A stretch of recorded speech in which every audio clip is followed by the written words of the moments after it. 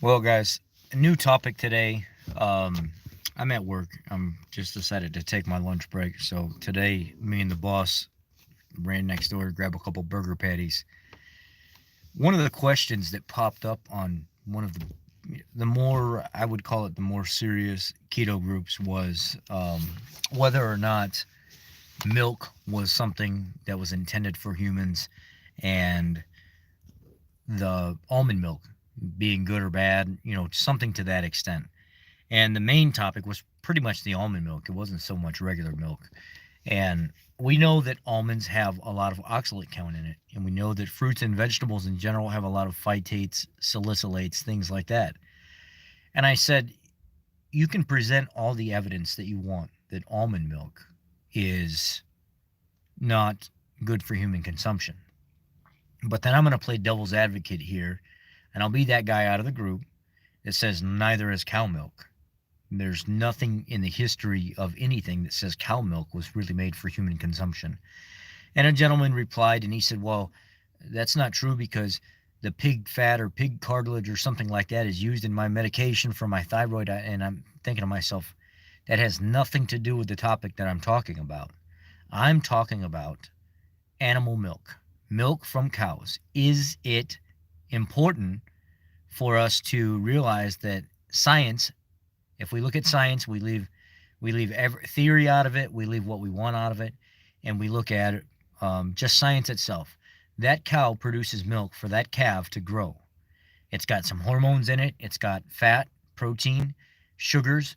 That milk is made for that cow to basically increase its size to, a certain extent, so many years or months or whatever it is, and it goes off of mother's tit and it grazes off grass and it eats food, and that's how it grows. That's what it was. That's what, if you believe in evolution, that's what it was made for. Even if you believe in just nothing but religion, we look at the intention of the animal. The intention of the animal was never made for human consumption in general.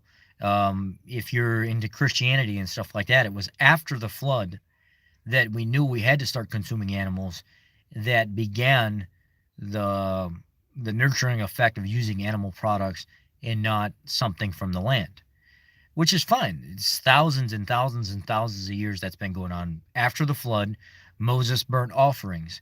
God smelled the offerings and said, wow, basically, in my words, wow, I didn't really leave you anything to eat. I left you nothing. All you have is animals. So I give you all things on land. I'm giving man dominion over land. If you see it fit as nutrition, this is it. Later on in the Bible, in Corinthians and Ephesians and Leviticus, you can find different areas where they actually start. I think Leviticus, it specifies the types of animals you can eat, what animals to stay away from.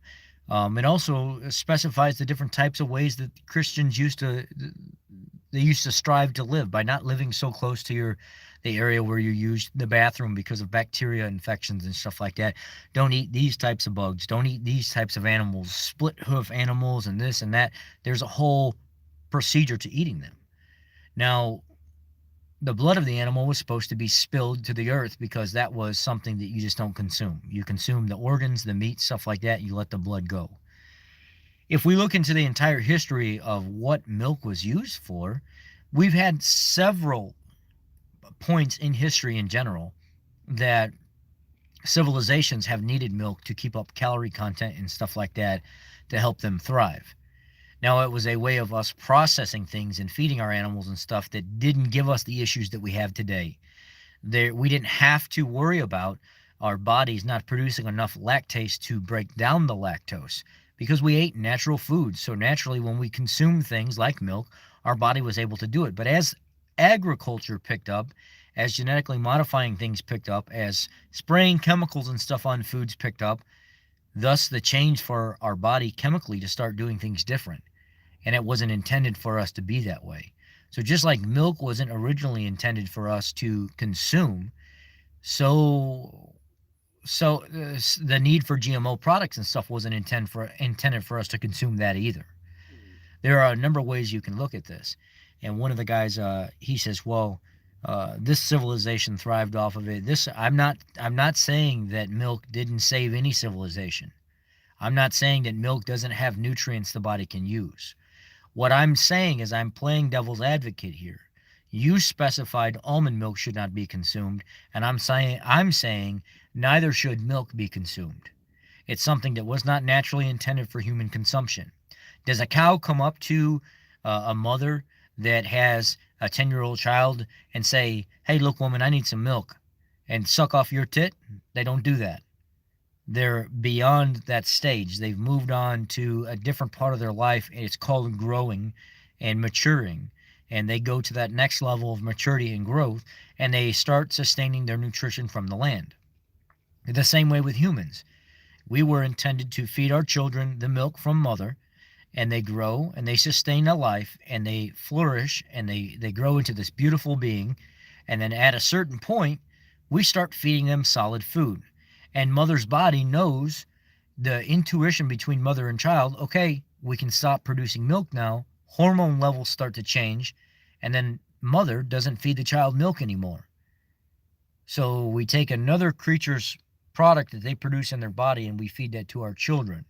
There's a number of ways to look at this, but if you look at milk, was it originally scientifically, if you look at it from a science standpoint, not from a health standpoint, not from a religious standpoint, if you look at for what things are being made in the body, what it was intended for, it was not intended for human consumption.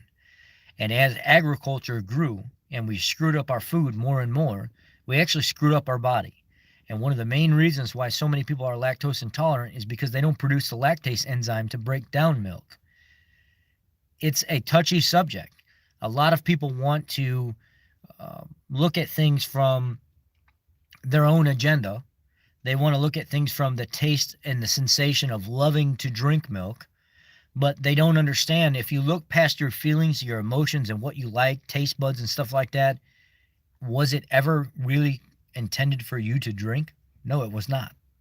Milk was never intended for humans to drink. That's why so many people have the skin conditions that they have. That's why so many people have the digestive issues that they have. That's why so many people have the histamine allergy type reactions that they have when they eat dairy products, is because they're very, very high in histamine count.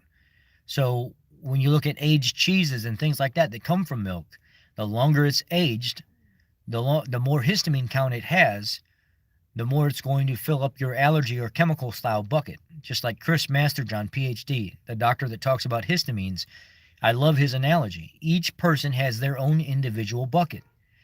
What you can fill up and how big your bucket is and what you can handle is different from person to person.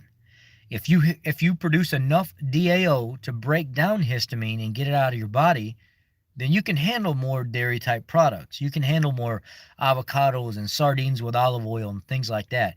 You can handle more fermented foods than the average person can, and you're completely fine.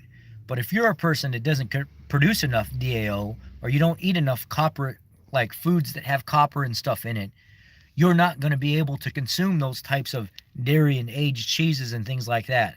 You're going to break out in more rashes. You're going to have more allergic type reactions during the allergy season or pollen seasons and stuff like that. There's a number of things going on. His analogy was spot on.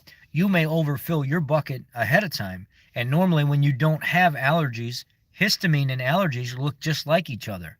So if you're drinking milk and eating aged cheeses and stuff like that, and here we're coming into the spring or the fall or something of that nature, normally you don't have allergic type reactions, but the weeks prior to that, you're consuming lots of histamine type foods and you're overloading with cheeses and milk and stuff like that, you're overfilling your bucket. And now you're going to actually respond to these types of pollens and stuff like that. Cut out the avocados, cut out the sardines or meats that have been highly processed and sat in cans for long periods of time. Cut out the dairy and the milk for a little while, and going into that allergy type season, you might find going into that season you almost have no reaction at all. Now all of a sudden you don't have an allergy where you thought your whole entire life you did. Because histamine is a natural chemical that works inside the body. Histamine tells you to start producing stomach acid and stuff like that. It's a very, very important chemical that sends signals and stuff to the brain. But when you overload histamine in an unnatural type of way, you get skin rashes, you get a number of digestive issues and stuff like that. Metabolic conditions start to be exasperated by these types of things.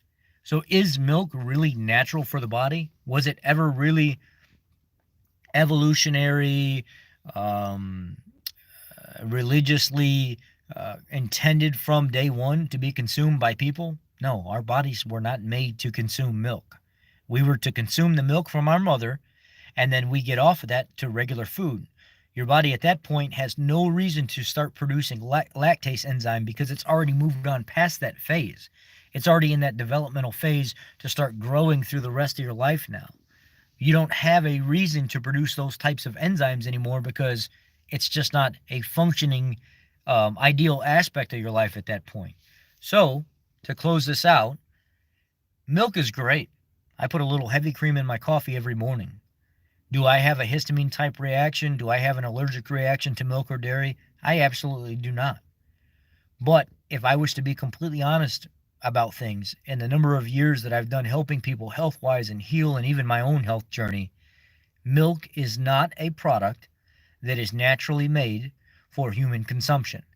After a child is born, they are not supposed to be consuming milk anymore. Now, whether you do that or not, that's up to you. I don't have any bearing on that at all.